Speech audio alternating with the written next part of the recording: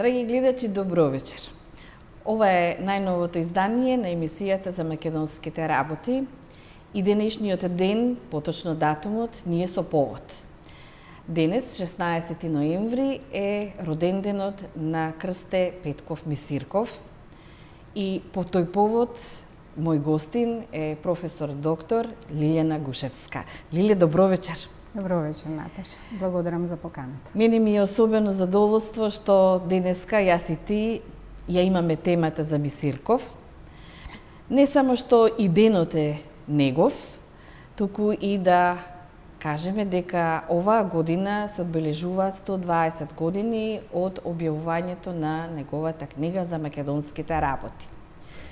Ние тесно соработуваме и би сакала заради нашите гледачи да им кажам дека се она што представува проучување на 19. век од аспект и на историја, но и од аспект на македонски јазик во 19. век, заеднички го работиме и затоа јас и ти оваа вечер нема да се персираме, туку само ќе разговараме на наша омилена тема, но и честопати обработувана тема. Колку за публиката, јас би сакала да покажам дека ти ми донесе и книги со кои ќе ја подкрепиме денешнава тема, но најпрвин јас нема да го представувам посебно Крсте Петков Мисирков. Кој е Крсте Петков Мисирков? Каков е неговиот животен пат? Неговиот животен пат е навистина исполнет со многу премрежиња.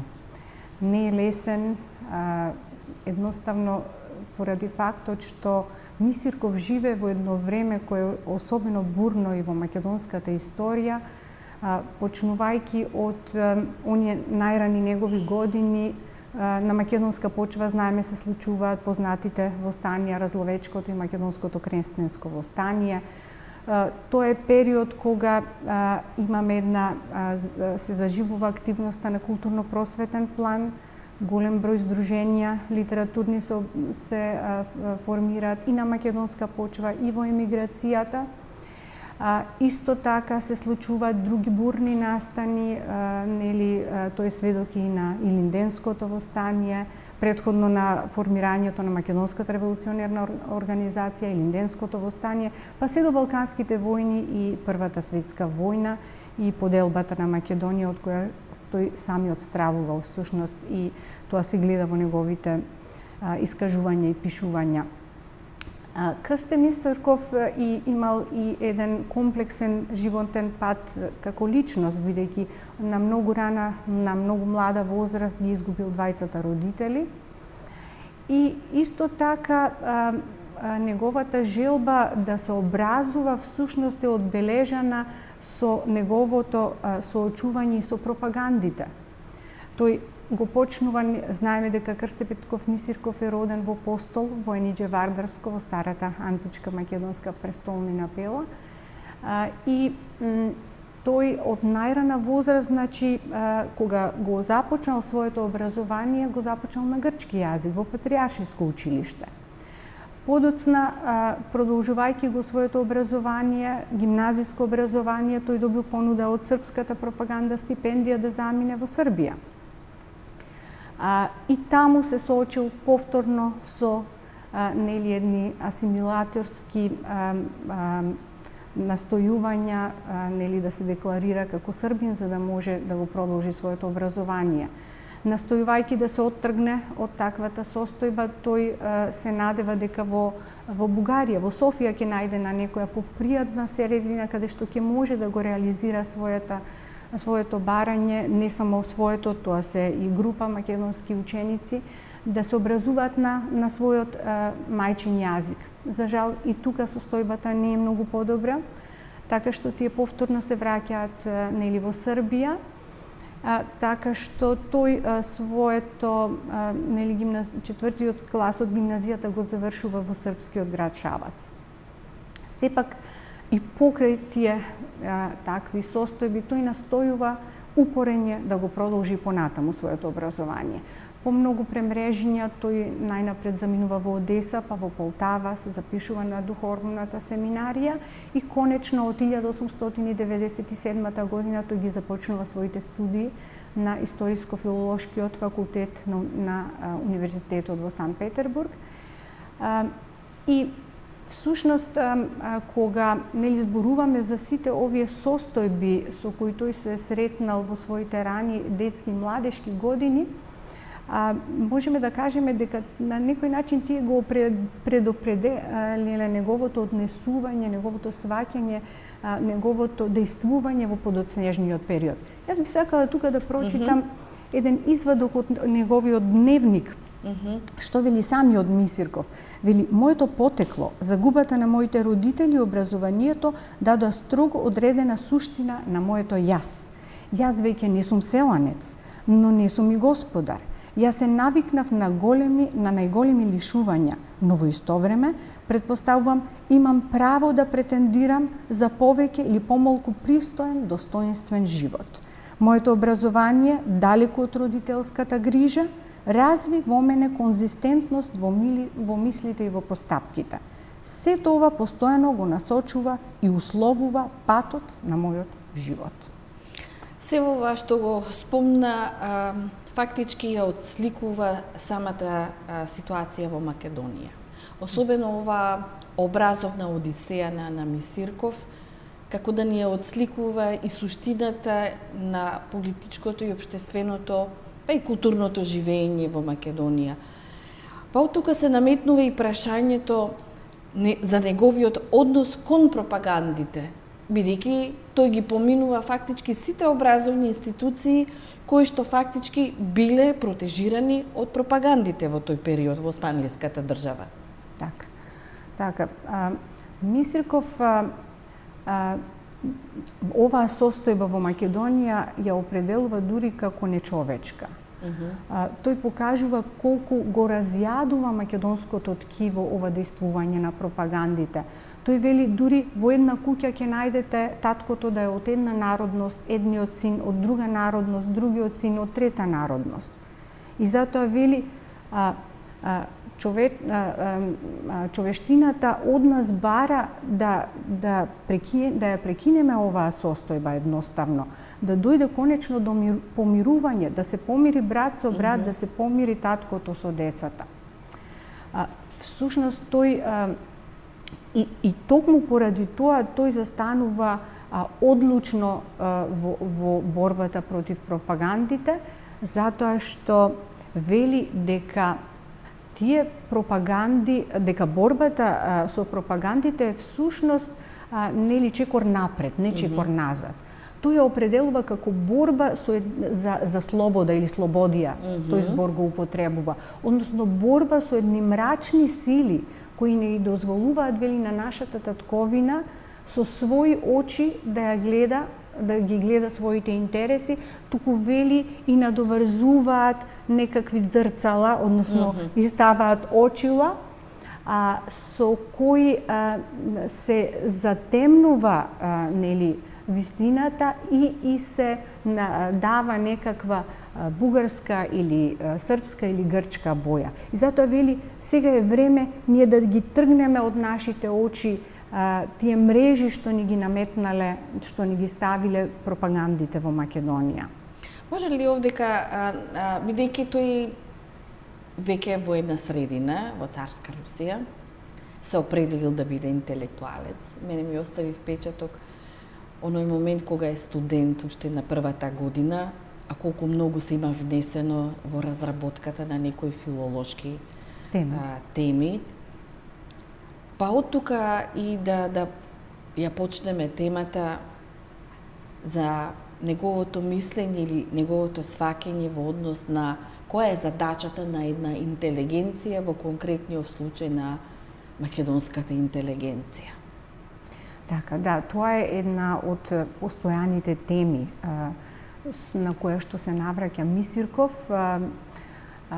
Тој, еве и во книгата за македонските работи од 1903 година веќе јасно кажува дека основната задача на македонската интелигенција е всушност да ги оддели интересите на македонскиот народ од интересите на другите балкански народи. И вели тоа треба многу јасно да се каже, да биде јасно и за самите македонци, и за Турција, мислим на Османлиската империја, и на големите сили и на балканските држави. Значи, јасно да се покаже дека македонскиот народ има своји интереси, различни од интересите на другите балкански народи.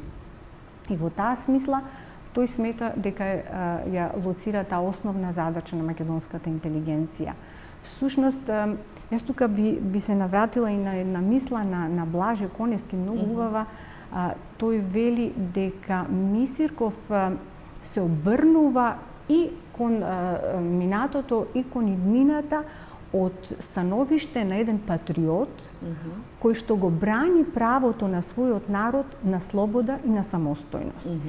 И тој нагласува дека во таа смисла Мисирков како постојана преокупација го има тоа да се постигне националното единство, а пред се единството на македонската интелигенција. Зашто во тоа време, за жал, таа е разединета. Самиот Конески вели дека Мисирков всушност упатува еден апел до македонската интелигенција која што е разединета и која што е економски зависна, за жал, во тој период, да се оттргне од тие сили што ја разделуваат и да најде начин, да изнајде една платформа врз основа на која ќе го постигне тоа толку потребно национално единство. Всушност, обединувањето на македонската интелигенција е самиот Мисирков го определува како значаен фактор во борбата против пропагандите. За него интелигенцијата, како што вели тој, треба да биде истинска служанка на народот. Значи, секогаш да биде во служба на својот народ, да биде неговиот глас, да ги артикулира неговите интереси, неговите потреби. И неслучајно тој како македонски интелектуалец постојано е воден од таа мисла. И што е уште поважно, Мисирков смета дека македонската интелигенција, иако дел од македонската интелигенција се посветил на револуционерната борба, сепак тој смета дека најголема корист ќе има македонскиот народ од интелигенцијата ако таа се посвети на културно работење. Тој смета дека преку тоа културно работење едноставно таа ќе ги опфати оние прашања што се најзначајни за неа самата и за македонскиот народ и што е најважно, ќе возможи да дојде до едно себеосознавање на народот.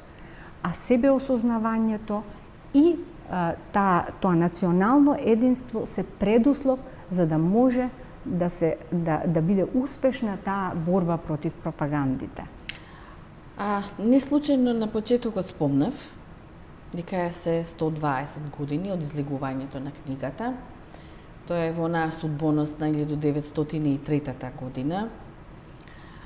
И сите овие негови размисли се наоѓаат во книгата и неговото размислување, но и неговиот повик кон она што представува македонска интелигенција во тоа време, а најмногу ангажирана во револуционерната македонска организација. Како поминува и Мисирков, но и книгата во таа судбоност на 1903 година? Да, пред да излезе книгата за македонските работи, ние знаеме дека се случува еден навистина трагичен настан, бидејќи Мисирков предходно е професор во Битолската гимнашка гимназија и во тоа време тој станува и учител на децата на рускиот конзул Ростковски, кој инаку имал големи симпатии кон македонското население. И по некоја случајност тој, за жал, бил присутен и во моментот кога е извршен атентатот врз Ростковски. Тој го придружува и мртвото тело на својот пријател веќе во Русија и во тамошната средина, дури преку редица статии се обидува да појасни за што станувало збор.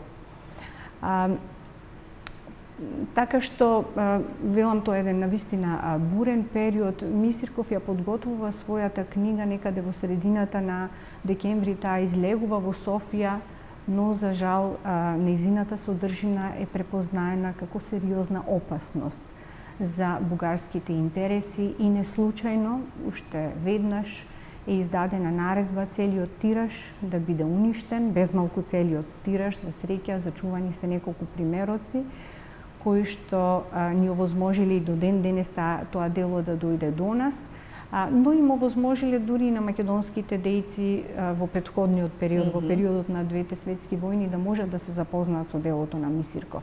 Меѓутоа, како и да е, Мисирков дури е и под закана на сопствениот живот, така што мора да замине и иако можеме да кажеме колку и да биле тие околности неповолни, тоа сепак нема да го поколеба, тој понатаму да продолжи со својата дејност и оние идеи што тој ги започнува, што ги поставува, идеи за националниот идеал, за македонскиот сепаратизам, сето тоа идеите за автономијата на Македонија понатаму се провлекуваат во сите други негови трудови и особено нели во списанието Вардар од 1905 година.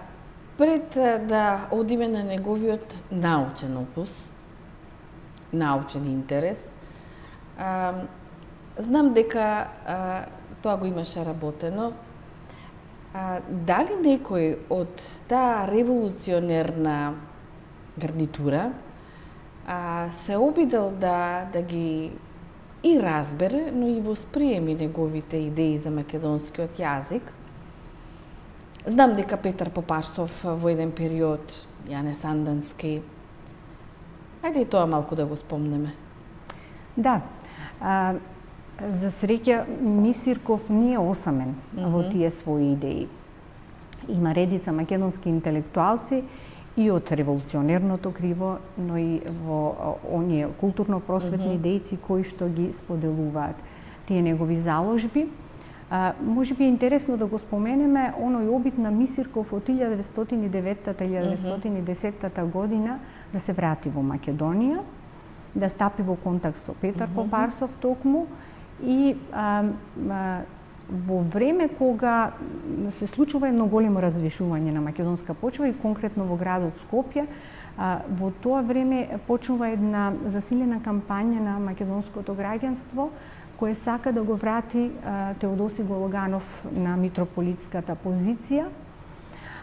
Од друга страна се случува еден народен собир каде што Петар Попарсов ја изнесува идејата за формирање висока педагошка школа и очигледно таа негова идеја е добро прифатена од народот. Дури ние за овие работи дознаваме од писмата што тогашниот екзархиски представник ги пишува до бугарскиот екзарх, зашто тој забележува дека тоа народно раздвижување представува сериозна закана за бугарските интереси. Тој вели овде се јавуваат некакви расколнички сили, се извинувам. Тој дознава дека и Мисирков се обидува преку некој свој роднина да стапи во контакт со Петар Попарсов околу нели некакви песни народни за кралот Марко, но тој се сомнева дека тие и претходно контактирале, дека и претходно оствариле врски. И дури така иронично ќе забележи, сакал нели Мисирков да дојде во Македонија кога таа ќе се ослободи и да предава на некаков Скопски универзитет. И токму во таа можност да се спојат овие три значајни македонски национални фигури, Неофит гледа опасност за бугарштината, вели, во тоа време, односно во тие историски времиња. Јас би сакала тука исто така да прочитам што пишува нели Неофит, што му пишува на екзархот. Вели, замислете си да се здружат мисирковштината на господинот Крсте сепаратизмот на неговото високопреосвештенство Теодосија и автономштината на господинот Петар Попарсов. Ете, тука е суштината. Тука е суштината. И за жал, осуетена е ова заложба на македонските дејци и никогаш не се остварила таа идеја за отворање висока педагошка школа во Скопје. За жал и митрополитот Теодоси не се вратил на таа позиција. Меѓутоа останува впечатокот дека народот, дека овие идеи имаат поддршка во народот. Има подлога. Дури кога еве како една дигресија би сакала да дополнам, на тој народен собир Неофит Вели се наоѓаше и нашиот секретар. И тој реагирал на истапот на Петар Попарсов, му рекол за отворање школи е задолжена екзархијата. А Петар Попарсов на тоа иронично му кажал: ама екзархијата ако сакаше да направи нешто за народот, веќе ќе го направеше тоа. А вика, сега народот мора да се обрати кај државата, нели, за да ги оствари своите интереси. Овдека имаме еден примерок од Македонски глас. Ајде сега да дадеме простори за научната дејност на Мисирков. Каде ги пласира, каде ги емитува своите мислења, размисли? Така, Мисирков значи е образован лингвист, пред се мораме да кажеме. И почнувајќи од книгата за македонските работи, преку списанието Вардар, преку богатата публицистика што ни оставил, па вклучувајќи тие статии што ги објавува во Македонски голос под ти ми го донесе овој примерок. Да. Ова е фототипно издание, колку што се сеќавам. Да. Меѓутоа, ние од содржината на ова фототипно издание извлековме поприлично содржина која што ја работиме нормално, секој од свој аспект, ти како македонист, другите како историчари. Ова е сепак едно богатство кое што ние осознаваме многу нешто за тоа време кога делува Мисирков. Апсолутно. Мисирков и сите и Димитрија Чуповски, нели, се работи за гласило на македонското научно-литературно другарство во Санкт Петербург. Дури ние го имаме и на нашата шпица за македонските работи. Не случајно, не е случајно. Затоа што ова македонско научно-литературно другарство всушност во неговото дејствување ние ги наоѓаме и основите, корените на Македонската академија на науките и уметности. Да. Инаку Мисиркова... Извини што ќе те прекинам, деновиве слушнав дека можеби треба и дента кога е основано тоа друштво да биде земен за датум за одбележување на значаен датум, односно основачки датум на Македонската академија на науките и уметностите. Да, една идеја таква представи академик Коцарев, токму на отворањето на симпозиумот што беше во организација на нашиот институт, посветен на 145 годишнината од раѓањето на Димитрија Чуповски и 5 годишнината од смртта на Блаже Ристовски. Инаку да споменеме Блаже Ристовски, несомнено е најзначајниот, најдобриот познавач на делото на Мисирков. Всушност сите ние што работиме за Мисирков точно тргнуваме од неговите истражувања, тие се базични. Тој впрочем приредувач и на ова издание што го имаме тука пред нас. Предговорот пак на ова фототипно издание на книгата за македонските работи е на Блаже Конески. Значи, уште еден наш великан кој што во голема мера... овдека се одбраните страници. Одбраните страници, тука ни е книгата за македонските работи, списанието Вардар, но исто така публицистика негова, писма дури што ги пишува до различни адреси, така што навистина една значајна книга која што ни нуди многу извори и ни помага уште подлабоко да го разбереме, да го сватиме Мисирков, да научиме многу за него. И всушност преку таа книга тој не учи нас и не насочува, бидејќи многу од неговите идеи, многу од неговите ставови се навистина актуелни и денес и ни се на некој начин патоказ на каде треба да се движиме. Јас забележав во неговото пишување, ми остави особен впечаток, во однос на проучувањето на македонската историја, односно кога го проучуваме нашето минато, треба да го проучиме минатото и на нашите соседни народи, односно на соседните земји. Фактички ги постава основите на компаративното проучување на историјата, освен тоа што го спомнавме во однос на филологијата, неговиот интерес кон Крали Марко, кон фолклористиката и така натаму. Така. Ова ме поттикна да се навратам на едно кажување на еден познат хрватски лингвист Јосип Хам. Тој, зборувајќи за Мисирков, всушност ја анализира она негова семинарска работа, ти делумно ја спомна, нели што направил уште на првата година од студиите за моравското, односно ресавското наречје. И вели дека уште тука тој го препознава тој неговиот талент за наука, односно ја оценува ова статија како многу добра, ова семинарска како многу добра за еден студент од прва година.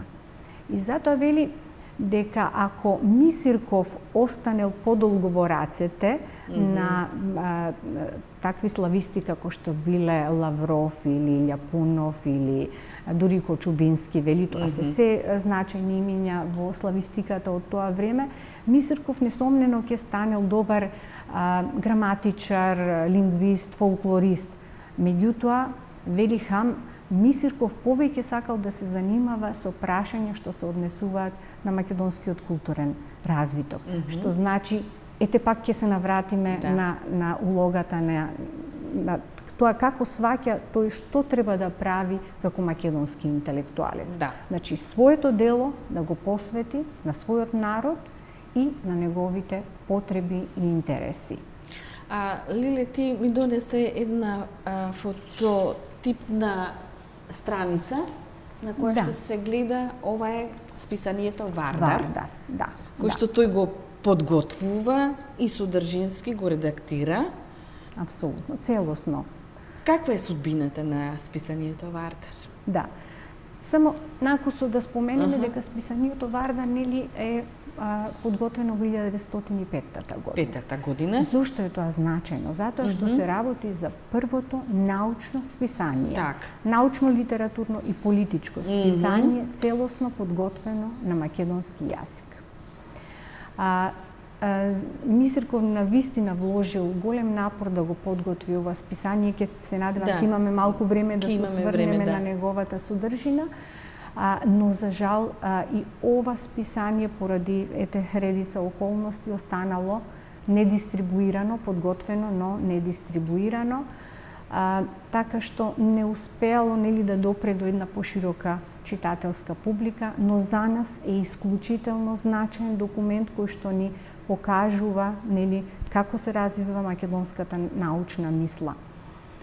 Мисирков тука уште во овој уводен текст, нели, од наредилницана, нели не знам колку може да се види, всушност кажува кои се тие задачи што треба да ги исполни ова списание. Тој изделува 3 главни задачи, меѓу другото тој вели дека треба врз една научна основа, со научни аргументи, значи со нови материјали, со теренски истражувања, да се покаже посебноста на македонскиот народ и на македонскиот јазик, и што е најважно, тој вели дека треба да се покаже дека македонскиот јазик не е ниту бугарски, ниту српски, тој самобитен и тој е способен за литературно развивање.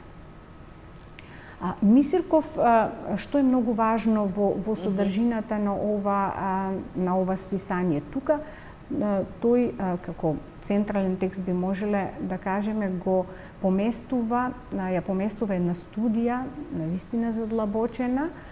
Мислам дека овдека го имаме почетокот добро. На таа студија. Yes.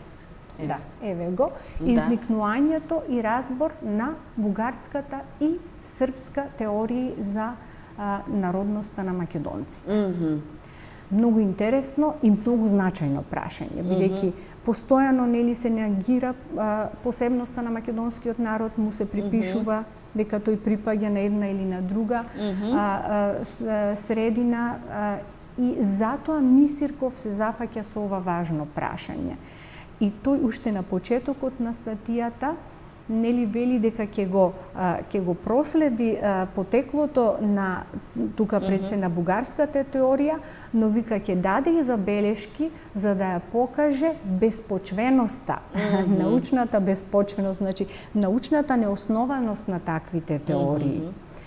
Значи тој всушност ова го замислил како прв дел на таа студија, а во вториот дел замислил да се задржи на српската теорија. За жал, поради фактот што ова е единствениот број на списанието Вардар, ние го немаме продолжението на таа негова студија, или барем досега не е најдено дали тој продолжил со работата на оваа студија, но сепак Мисирков и тука уште еднаш ни се покажува како одличен познавач на историјата на својот народ, проучувач на историјата на балканските народи, на редица прашања што се актуелни во славистиката. Дали овдека веќе почнува со статистиката? Да, тука почнува со статистиката, исто така еден многу исклучително значаен труд, тоа е список на села од Јужна Македонија, тоа е првата статистика изработена од македонец,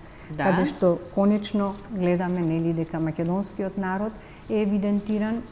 Познато ни е дека во 19-тиот век имаме редица такви експедиции, истражувања, научници кои што ја крстосуваат територијата на Македонија како дел од Османската империја, прават различни статистики, меѓутоа секогаш тие се обоени со некаква идеолошка, да речам, боја, во зависност од тоа од која средина, од кој центар доаѓа проучувачот, и најчесто македонското население се запишува како бугарско или грчко пред се, врз основа на неговата религиска припадност, односно во тој момент, во тоа време, со оглед на османлискиот милет систем, македонското население македонците морале да се определат кон некоја црковна институција. Тоа била најнапред патриаршијата, по основањето на бугарската екзархија во 1870 година можеле да се определат кон екзархијата. И на тој начин, ако биле определени кон екзархијата, биле запишувани како бугари, ако биле определени кон патриаршијата, за жал биле запишувани како грци. Како македонски народ во тие статистики. Да. Ова сега што ми го спомна, треба и да кажеме дека најголемиот дел од македонската економска категорија или класа не била поврзана со македонските интереси, туку била поврзана со економските и финансиските интереси на споменативе цркви. Добар дел од македонската таа економска групација била поврзана со пазарите или интересите, да го искористам именувањето на тие институции од тоа време, или со грчката држава, или со бугарската држава, или српската, во секој случај. Помал е бројот на оние што се протестанти и католици, така се поврзани. Дури и судбината на списанието Вардар е фактички неможноста да се има финансиски средства за да истото биде подигнато, кое што е судбина присутна во македонската и револуционерна, но и културна дејност на луѓето од Македонија. Би сакала да те прашам, знам дека тоа сме го дискутирале. Кога е повторно откриен Мисирков? Не е така едноставно неговото присуство, не е наеднаш препознаен во средината. Една друга генерација него го препознава. Да. Да, за жал, нели, бидејќи ете таква била судбината и на книгата за македонските работи и на списанието Вардар, требало да помине време, да не речам децении, за да стане Мисирков препознатлив. Меѓутоа го пронаоѓа, го открива, би рекли, она предвојна генерација македонски поети, кои што, да речеме, во емиграција се организирани во Македонскиот литературен кружок во Софија, предводен од Никола Јонков Вапцаров, таму е Коле Неделковски. И ние знаеме дека тие нели се запознаени со делото на Мисирков и дури се напојуваат од она што го читаат во неговата книга за македонските работи. Ние имаме едно обраќање нели од Коле Неделковски до синот на Мисирков да им даде нели уште да ги запознае со уште дела на неговиот знаменит татко, нели, за да може тие да се поучуваат од него и едноставно да го насочуваат и своето дејствување. Има и едно сведоштво на Владо Малевски, кој зборува за дружбата со основоположникот на современата македонска поезија, Кочо Рацин, односно Коста Солев Рацин. Вели дека во времето кога во 1840 година Рацин престојувал во Белград, тој вели дека Рацин поминувал многу време по библиотеките и вели, мислам дека во тоа време тој ја пронашол и книгата за македонските работи и дека со задоволство ја читал и се учел од неа, впрочем. Да. Што би издвоиле веќе за на крај, бидејќи се ближиме кон крајот, нашата порака како проследувачи, проучувачи на Мисирков? Јас би сакала да завршам со една убава мисла на Мисирков, со една која покажува колку е тој и до крајот посветен на идејата и има голема верба. Иако нели се соочил со таа поделба на Македонија, со една незавидна положба на македонскиот народ, во која и држава да се наоѓа тој бил непризнаен, и неговиот јазик бил непризнаен, но сепак Мисирков имал верба во тоа дека надежите за независноста на Македонија не се погребани. И затоа тој својот оптимизам, како што ни соопштува неговиот син Сергеј, го искажува со следниве зборови. Нема сериозни основи за песимизам кај нас. Зар ние македонците сме народ без интелигенција, без славни традиции, без силна енергија, без литература, устна и писмена и воопшто без култура? Нема да очујуваме и ќе се бориме. Јас само на момент ќе се вратам на едно прашање за централните говори. Како го замислува тоа Мисирков или зошто го третираме како кодификатор? Така, Мисирков го третираме како кодификатор затоа што тој навистина ни дал еден јасен концепт за тоа како треба да се постави еден литературен јазик и како треба да се развива. Всушност, со тие основни ставови, неговите ставови за македонскиот литературен јазик и завршува книгата за македонските работи. А својата научна подкрепа тие добиваат или се оживотворуваат, би рекле, во решенијата на Комисијата за јазикот и правописот од мај 1945-та, кога нели се случува официјалната кодификација на македонскиот јазик.